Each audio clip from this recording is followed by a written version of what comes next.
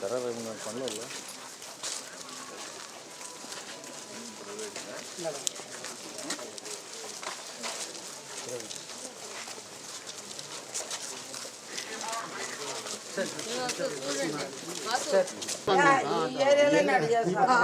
రోజు వస్తాయి సార్ వచ్చిన కామించైనా నీళ్ళు కూడా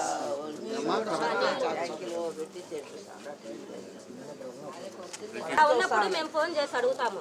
అడిగినప్పుడు వీళ్ళు ఒక్కొక్కసారి కొద్దిగా మాకు రెస్పాన్స్గా ఇయ్యరు.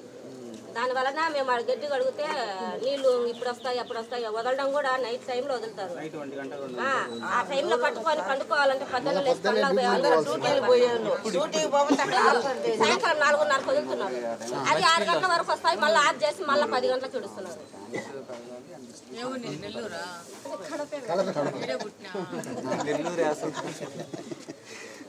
కాదు ఇప్పుడు వచ్చే మంచి నీళ్లు మారిని మంచి చెత్తబండి వస్తుంది, కాలువలు తీస్తారు, ఒకటి జరుగుతాయి. రెండోది ఆ డబ్బాలు ఉన్నాయి కదా, అవి తీసుకొని ఆటోలో వచ్చినప్పుడు ఇస్తే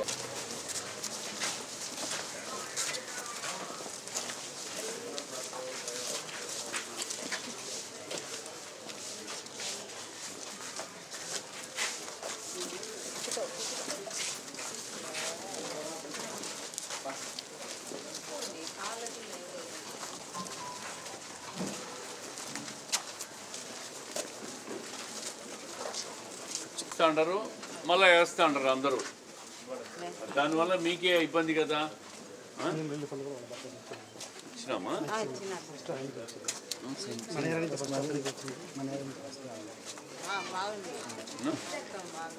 బాగుందమ్మా, చేస్తానమ్మా, చేస్తున్నాము. ఇప్పుడే చూస్తారు తొందరగా.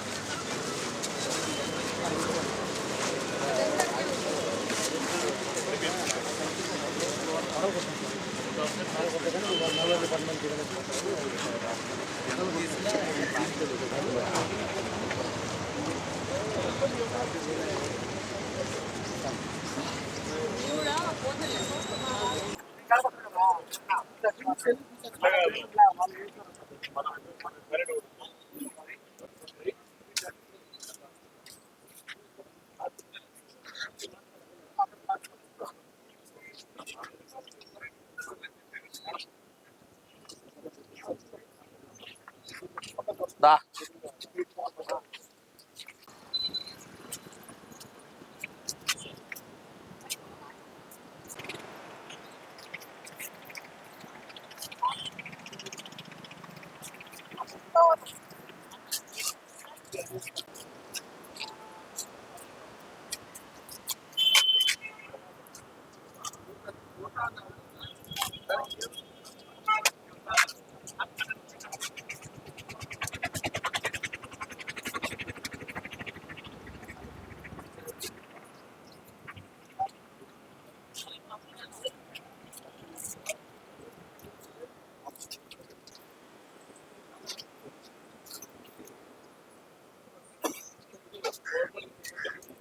కార్పొరేషన్ పగిలిపోయిన ఇల్లు ప్రైవేటా? ఇది కార్పొరేషన్. ఎందుకు తిన్నాడు? ఈ బిల్డింగ్ ఆయన కట్టాడా కార్పొరేషన్ కట్టాడు?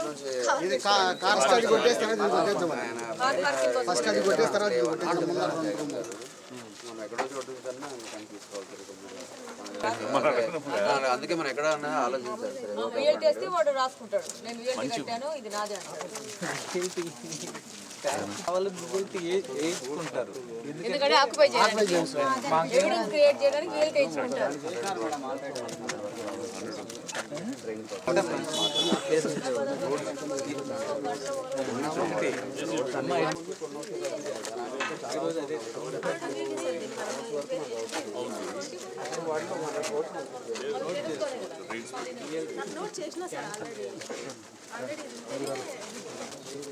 రియల్టీ కూడా ఏమని అడిగినారంట స్థలానికి డాక్యుమెంటేషన్ ఇది కారణం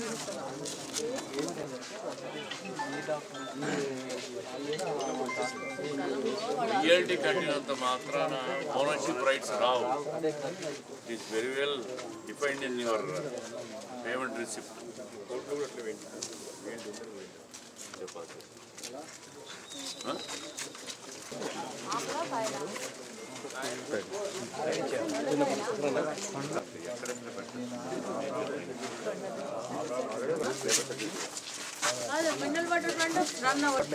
ఓన్లీ కన్స్ట్రక్షన్ వాళ్ళు మేము పొజిషన్లో ఉన్నాము, మా దాన్ని రెమాలిష్ చేస్తున్నారంటే కోర్టు ఫైనలైజ్ చేసేదాకా స్టేటస్. ఇది మన ఫెయిల్యూరే.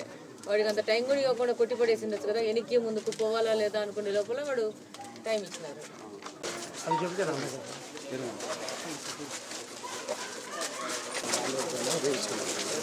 మాదని పెంచుకొని ఇడు మాదని పెంచుకొని చివరికి ఆమె కోర్టుకు హాజరు కాకపోతే ఇది ల్యాండ్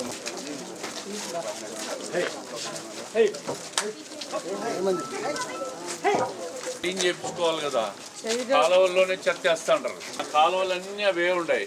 మన మన ఇళ్ళలో నుంచి వచ్చిన చెత్తే కాలువలో వేస్తాడు. దానివల్ల నీళ్లు పోవు, పేరకపోతాయి. సరే అండి సార్, తెలియకుండా అసలు మేమేం చెప్పలేదు. ఆ ప్రతాప్